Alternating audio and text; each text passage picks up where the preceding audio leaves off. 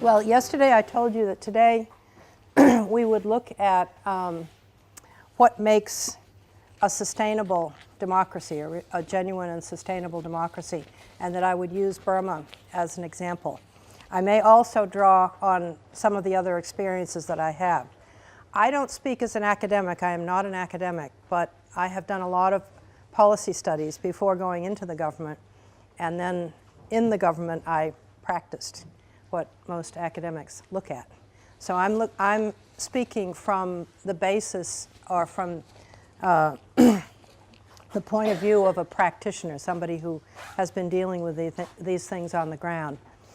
I spoke with, I had a very nice discussion with Brenner last night, so he told me a bit about what he described to you yesterday. Procedures and institutions and so forth. And I agree completely with the theories that he is espousing, although I am less of a theoretician.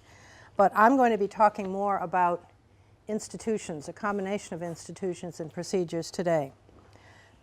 Off the top of my head, I came up with 7 of the building blocks of sustainable democracy. The first is a strong civil society with a sense of responsibility for good governance. A strong civil society constitutes the grassroots level of any working democracy, fully formed democracy. In fact, democracy should basically start at the grassroots level. The American democracy started at the grassroots level. People organized locally against the British to start the building blocks of the American democracy. During 50 years of military rule in Burma, the military outlawed the kinds of activity it would take to form civil society organizations.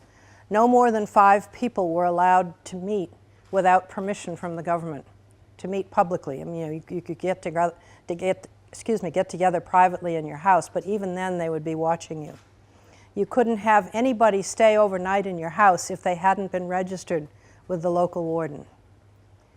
And in fact, when Aung San Suu Kyi was taken to court in 2009, that was the charge against her, that she had allowed this crazy American who swam into her, across the lake into her compound, to stay overnight. They sentenced her to 5 years in prison for allowing him to stay overnight without permission from the local warden, even though she was the one who reported to them that he had broken into her compound. In fact, she'd reported it twice and they did nothing about it. So they had all kinds of these petty little laws that kept people from getting together because the military was threatened or felt a sense of threat by people conspiring against them. But this is essential to democracy. And now that they've done a 180-degree flip in Burma and the former military are now politicians trying to reform the country and build a workable, sustainable democracy, they're encouraging people to form civil society organizations, although they're still a little nervous about it,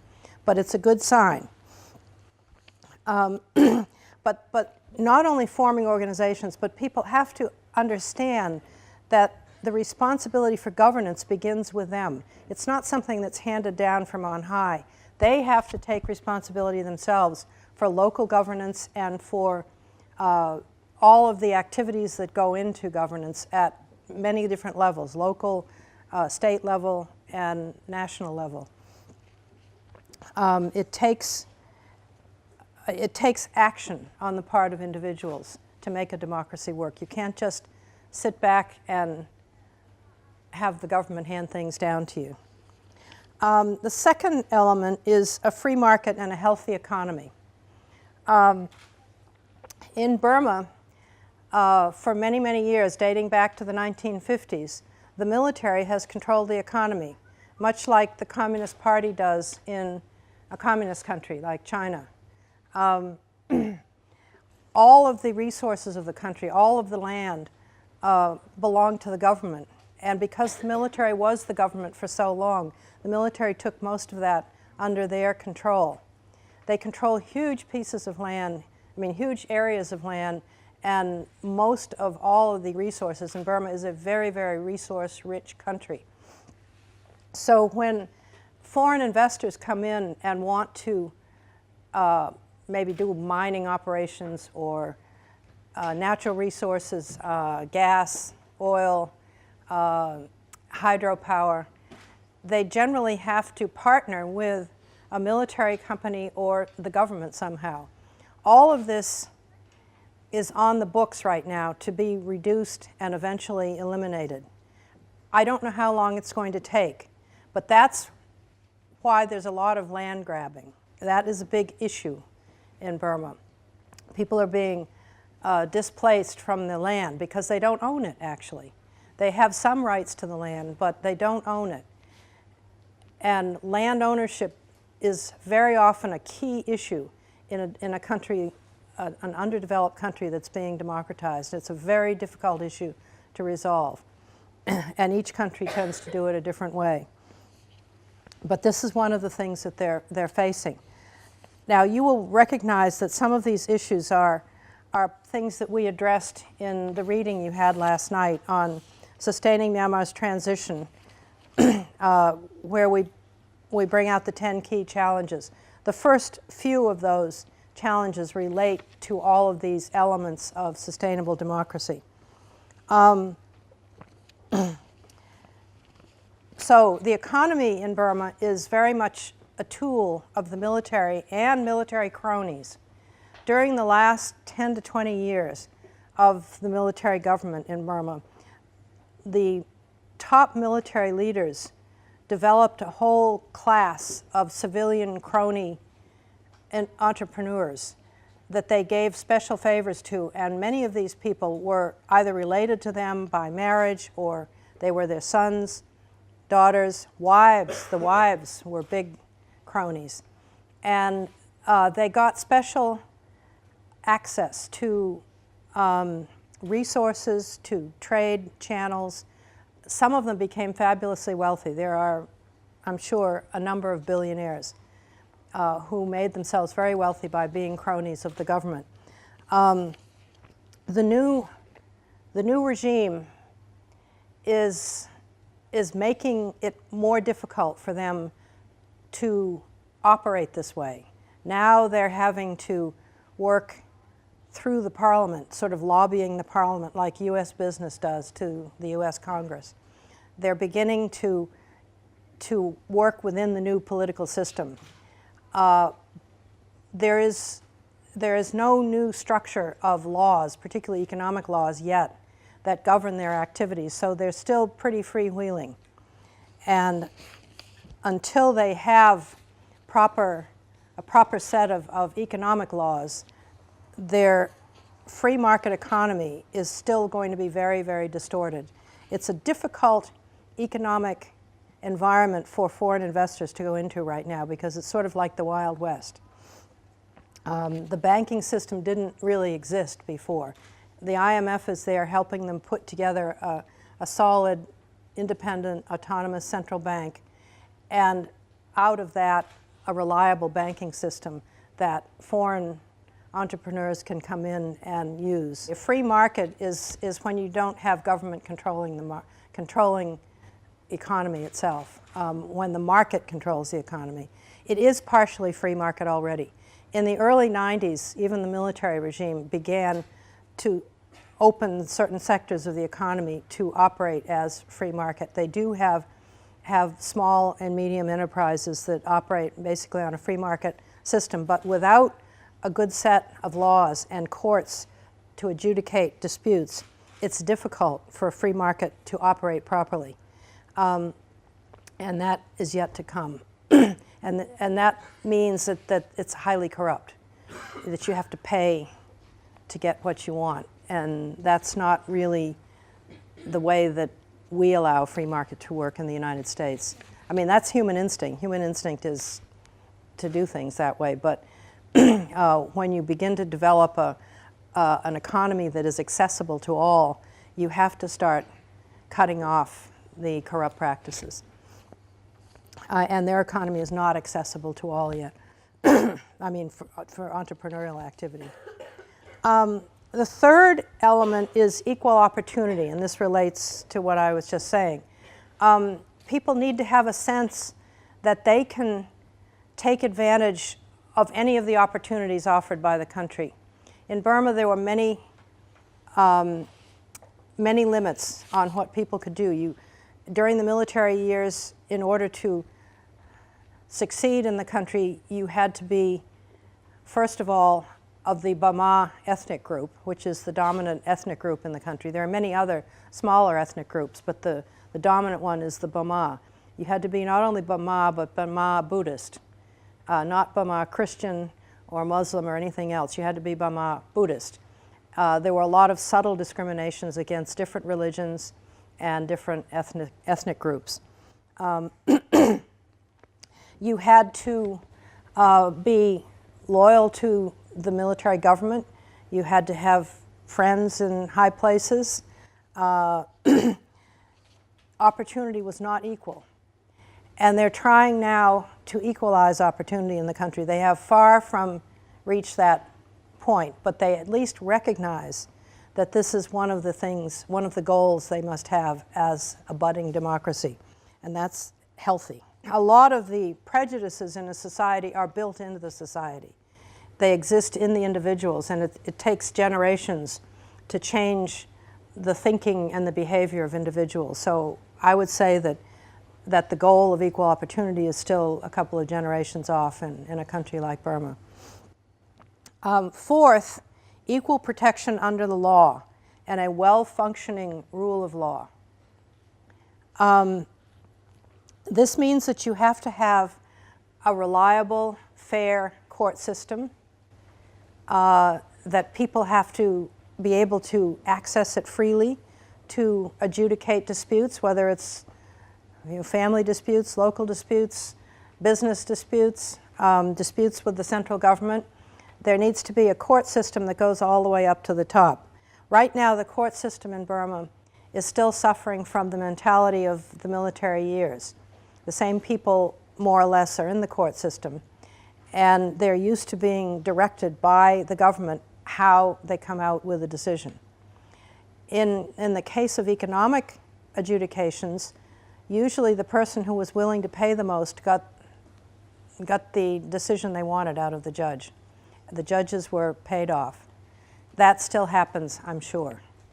In the case of non-economic decisions, usually the government, the military government, directed what the verdict should be, as in the case of Aung San Suu Kyi when they took her to court.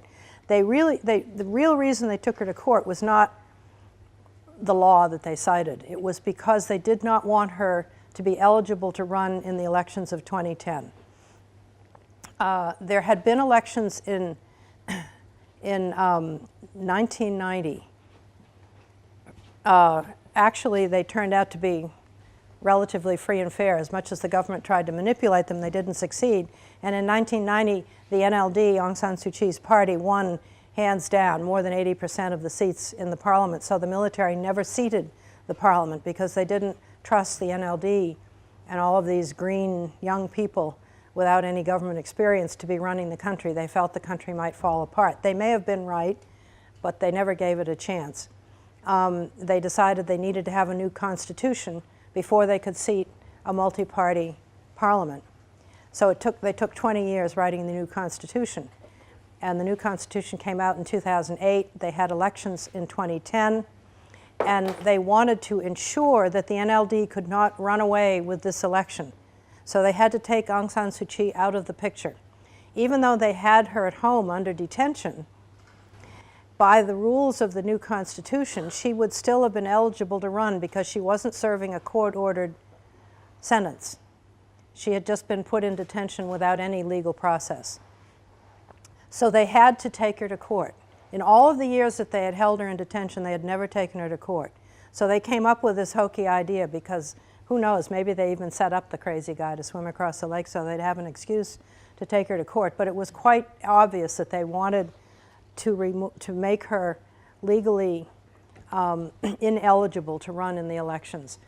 And then in the election laws, they added a further insult to the NLD by saying that any member of the NLD who was serving a court-ordered sentence, including Aung San Suu Kyi and the 200-odd NLD members that were in prison at the time for political activity, had to be expelled from the party if the party were going to run in the elections. So the party decided not to run in the elections at all. The NLD did not run in the 2010 elections. So the government party took more than 80% of the seats, and that's what they wanted. They wanted to show that the government party could be as popular, ha ha ha, as the NLD. But after the election, within the first year, actually 3 months after the new president took office, he decided that he really needed, they had released Aung San Suu Kyi from prison the week after the elections. They felt, well, we got beyond the elections now, it's safe to let her go. So 6 months later, the new president decided that he really needed to have her on his side. And so he invited her up to Naypyidaw, the capital, and they had a very, very good meeting, and he talked to her about why the NLD had not run in the elections, and she explained to him all of the things that had happened to them. And so he said, well, let's see what we can do about that. I'm guessing that's what he said. And must have consulted with the leaders in the parliament and the election commission because they changed the election rules.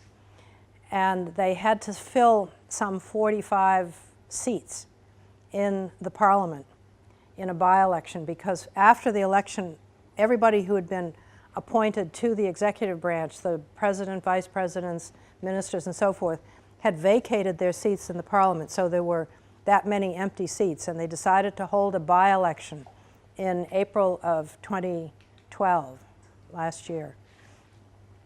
And they did that so that the NLD could run and become a member of the parliament. A minor member, but actually, because the NLD swept those elections, they took every seat except one that they campaigned for, which means like 42, 43 seats. They are the largest opposition party, the largest non-government party in the parliament, which is rather ironical considering that they didn't even run in the 2010 elections. So Aung San Suu Kyi is now a member of the parliament, and she is one of the top leaders in the country because they realize that their reform program and their efforts at democratization do not have legitimacy with the people unless she's part of it, unless she endorses what they're doing. So they've finally figured that out. It took them more than 20 years, but I'm proud of them. Fifth is elected government. Now we're getting into the function and the structure of government. It should be elected government with broad popular representation. You can't have elections that just cater to a small part of the population. When the U.S. first started out as a democracy, the only people who could vote were landed men who had businesses and land worth a certain amount of money. It was not representative democracy.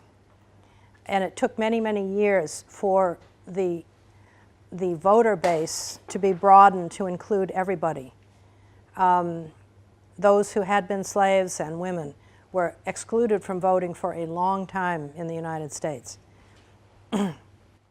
And many countries who have elected government have some forms of exclusion in the voter rolls.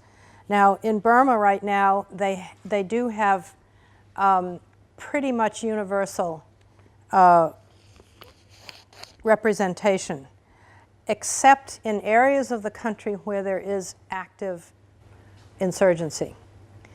In 2010, during those elections, there were some rather extensive areas of the country, the Kachin state in the north, and some of the areas over along the China-Thai border, where insurgent militia forces were in control of things, and those areas were excluded from those elections on the basis of security. Otherwise, everyone was allowed to vote who had national identity card. Not necessarily citizenship, but national identity card. In 2010, the government party strong-armed a lot of the voters into voting for them. There was a lot of ballot stuffing of the ballot boxes.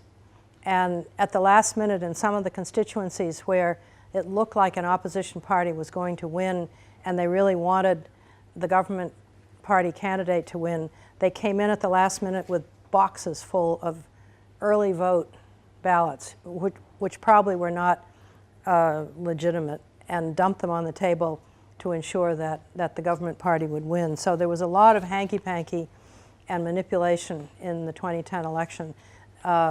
Most people in Burma did not think that the elections had been free and fair, and they weren't actually free and fair.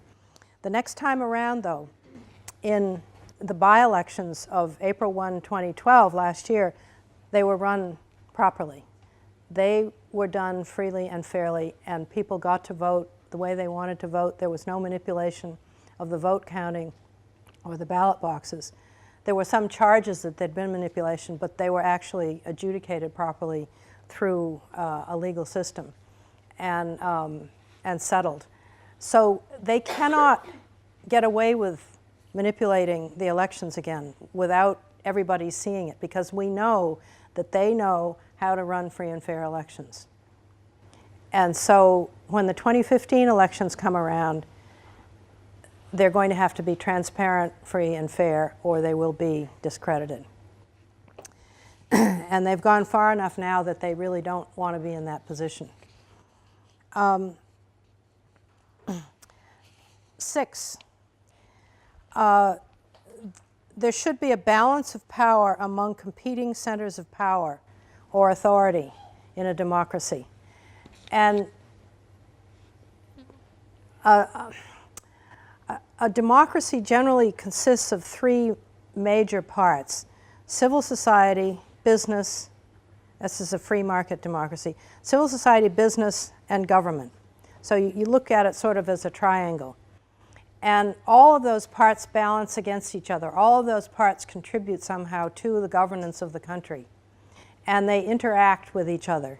You have members of civil society, members of business that may go into government, in elected government. In the US, you have them appointed to the executive branch. There's a free flow between all of these branches.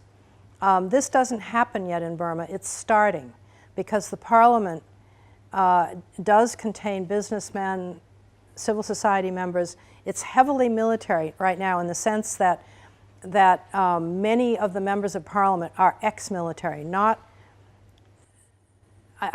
of the members who are elected to the parliament are ex-military.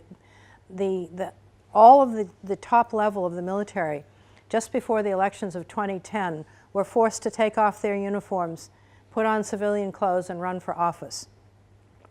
And they came out in the parliament and then were appointed from the parliament into ministerial positions, or the parliament the parliament elects the president and the vice presidents.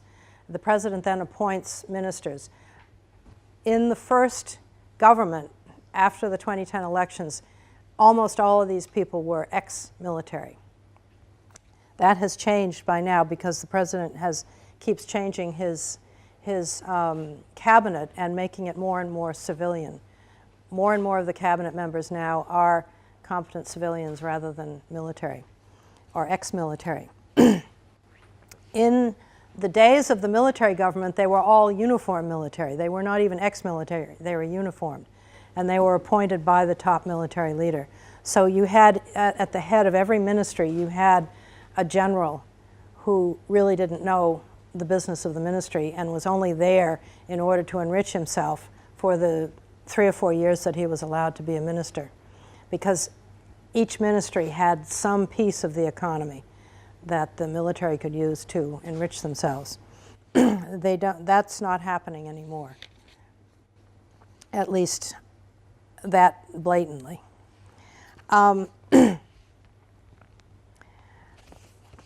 And within the new government, they have an executive branch, a legislative branch, and a judicial branch that are separate and supposedly equal.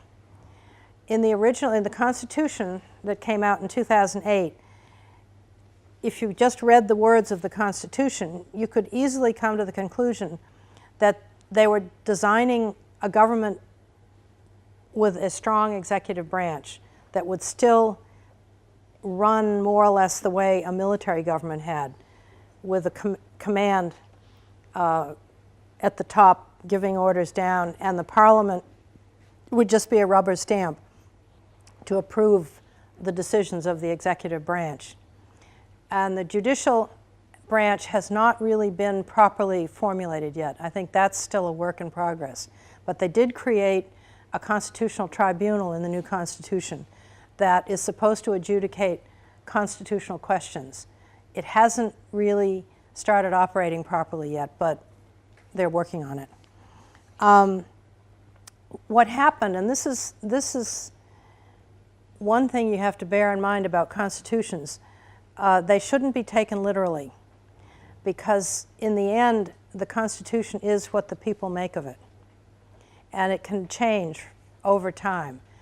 As soon as the new government, the people in the new government began functioning under this new Constitution, they began changing fundamentally some of the original intentions of the Constitution, I believe.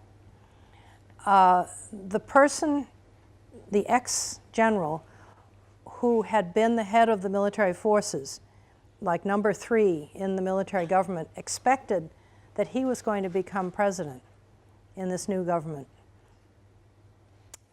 because of his seniority and because of his relationship with the former military leader.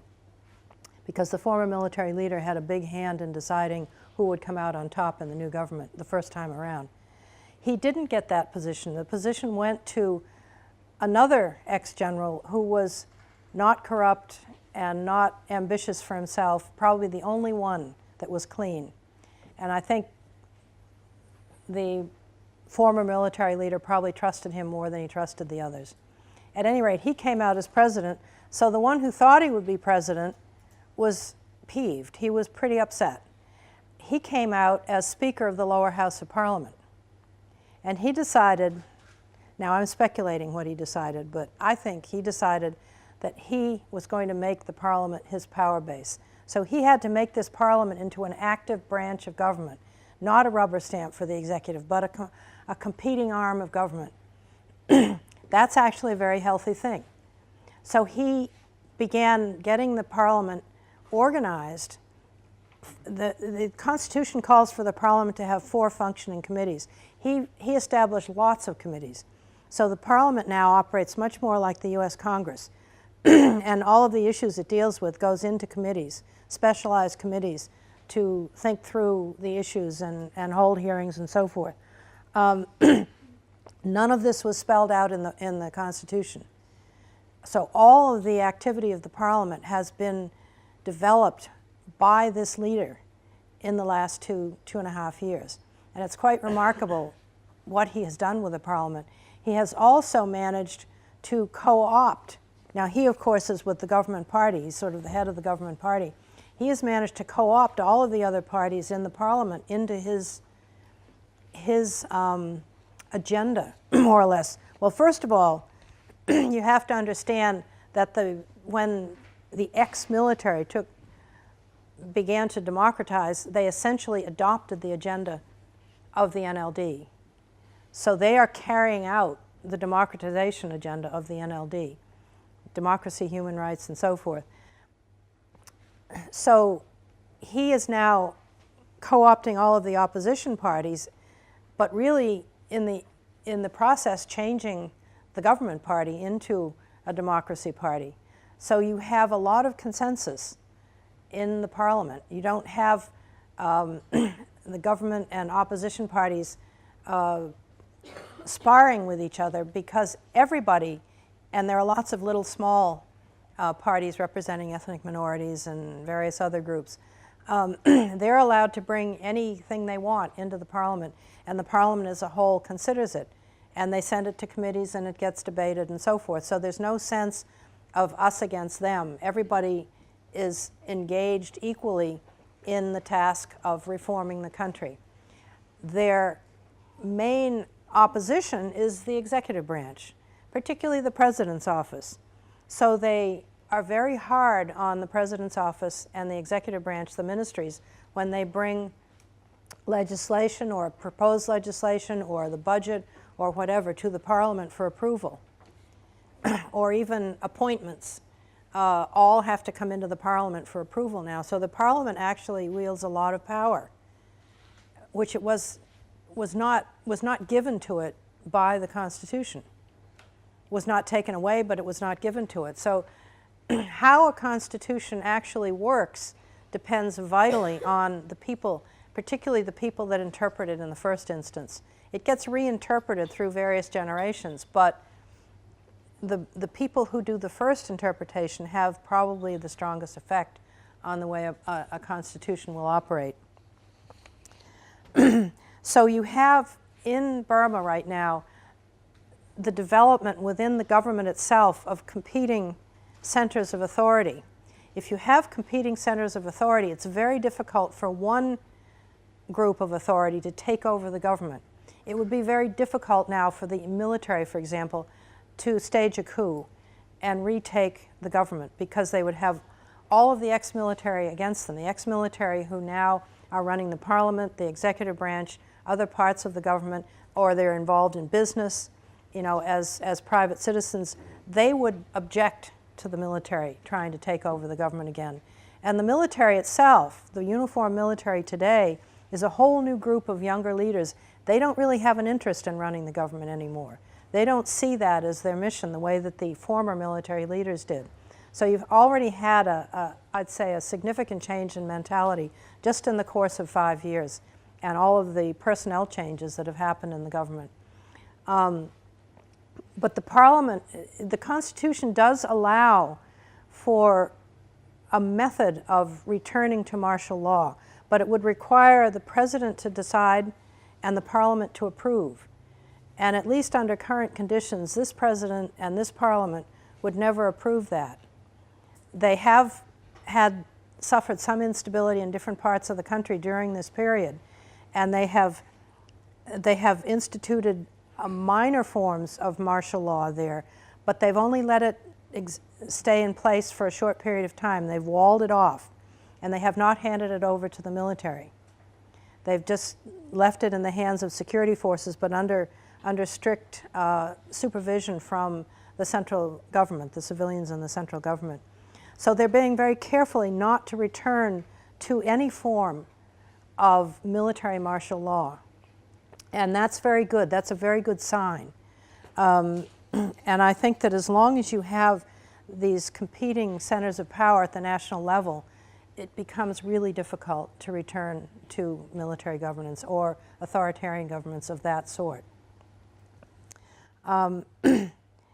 And finally, number 7, I would say checks and balances. And again, what I was describing, the checks and balances between the executive and the legislative branch are very important, having some balance between executive, legislative, and judicial. Now, as I said, the judicial in Burma has not been properly developed yet, so that it's not really an independent, strong third arm of the government. And that has to do with developing rule of law and a proper court system. And that's still, I'd say, decades away. They're working on it. And they've also, they've invited a lot of external assistance. They're bringing in experts from Europe, from the United States, from countries that have long democratic tradition, and academics and so forth, to come in and help them think through the problems of democratization. They're not telling them, we want you to do this for us. They're just telling them, we want you to help us understand the elements of democracy. They're actually being very frank about this. It's surprising because that's not the way they were during the military years when I lived there. They could do no wrong. They would never admit any mistakes. Even if there was bad weather, they would not report it in the newspaper because it was inauspicious to have bad weather at a time when it wasn't supposed to happen. And earthquakes and flooding was never reported because these things didn't happen under perfect military government, so they just didn't report them.